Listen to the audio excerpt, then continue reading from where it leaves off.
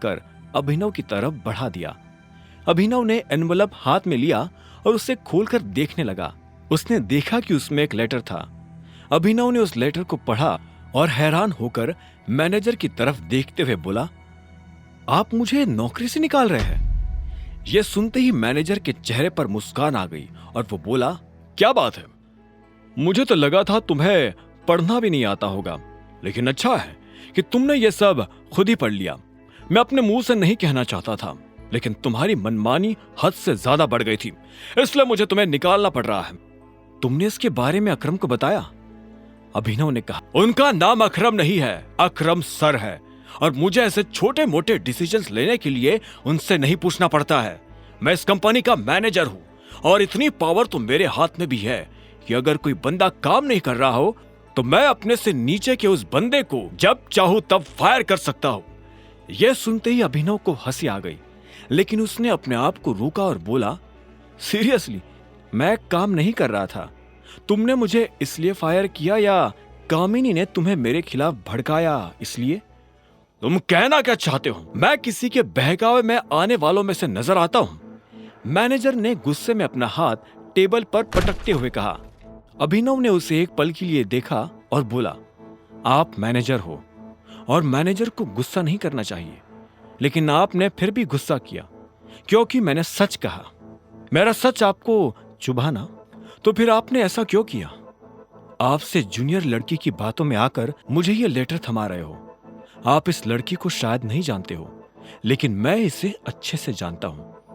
इसने हमारे कॉलेज से लोगों को भड़काने और बेवकूफ बनाने में मास्टर्स किया है, और इससे पहले कि अभिनव आगे कुछ कह पाता, उसने देखा कि मैनेजर गुस्से में उसकी तरफ बढ़ रहा था। वो अभिनव पर हाथ उठाने वाला था, लेकिन इससे पहले कि उसका हाथ अभिनव के गाल पर पड़ता, अभिनव ने उसका हाथ बीच में ही पकड़ लिया था। ये देख मैनेजर और ज्यादा तमतमा गया था। उसने अपना हाथ छुड़वाने की कोशिश की, लेकिन अभिनव की गिरफ्त इतनी मजबूत थी कि मैनेजर की ताकत रत्ती भर का काम नहीं कर रही थी।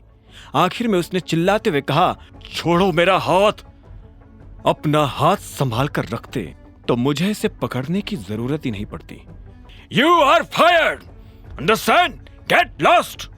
अभिनव ने पहले मैनेजर को देखा और उसके बाद उसकी नजर उस लेटर पर पड़ी जो मैनेजर ने उसे दिया था।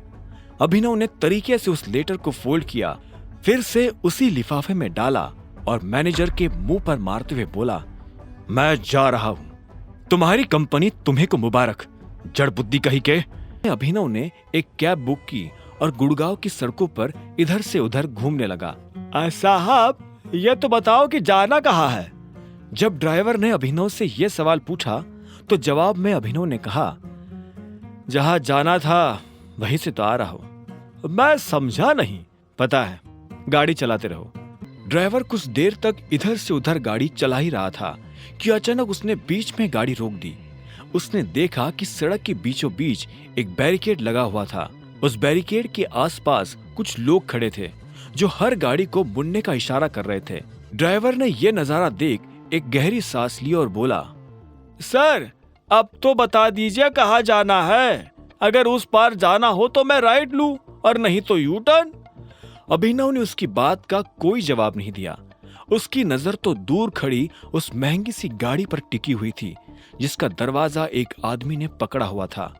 उसमें से एक लंबा चौड़ा सा आदमी आंखों पर चश्मा लगाकर बाहर आया। उसने सूट पहना हुआ था। जैसे ही वो बाहर आया तो इतने में उसके गार्ड्स उसके आसपास आकर जमा हो गए। ये आदमी कौन है? अरे सर, आप इनको नहीं जानते? ये है दिग्पाल छिंगावत। टाइगर के बाद अगर पूरे गुड़गांव में किसी की तूती बोलती है तो वो इन्हीं की बोलती है।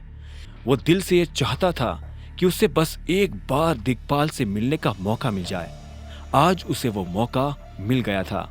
वो ये देखना चाहता था कि आखिर दिग्पाल दिखता कैसा है। ट्रिपोर, मैं यही उतर रहा हूं, अभिनव ने कहा और गाड़ी की पिछली सीट पर पैसे रखकर कैब से बाहर निकल गया। वो सीधा उस बिल्डिंग की तरफ बढ़ते जा रहा था जहां दिग्पाल गया था। इस बीच अभिनव के दिमाग में कई सारी बातें चल रही थी। उसने जब दिग्पाल को इतने बड़े जत्थे के साथ देखा तो उसे ख्याल आया कि अगर दिग्पाल जैसा आदमी इतने बड़े जत्थे के साथ चल सकता है तो फिर उस दिन उसके पिता इतने बड़े जत्थे के साथ क्यों नहीं चल रहे थे?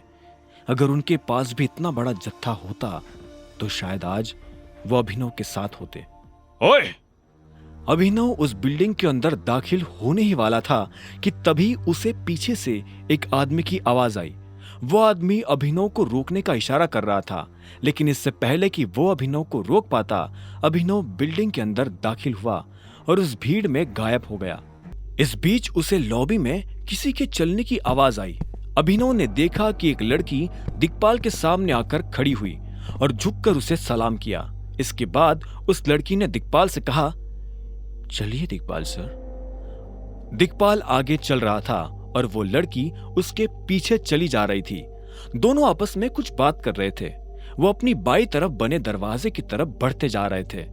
अभिनव ने भी उसके पीछे जाने की ठान ली थी, लेकिन इससे पहले कि वो दिक्पाल का पीछा कर पाता, इतने में एक हाथ ने अभिनव के कंधे को जकड़ लिया। तुझे क्या लगता है तू यहाँ जासूसी करेगा और हमें पता नहीं चलेगा? आगे की कहानी जानने के लिए देखें अगला एपिसोड सिर्फ पॉकेट एफएम के यूट्यूब चैनल पर, और द रिटर्न ऑफ टाइगर के सारे एपिसोड्स को सुनने के लिए डिस्क्रिप्शन में दी लिंक से डाउनलोड करें पॉकेट एफएम ऐप।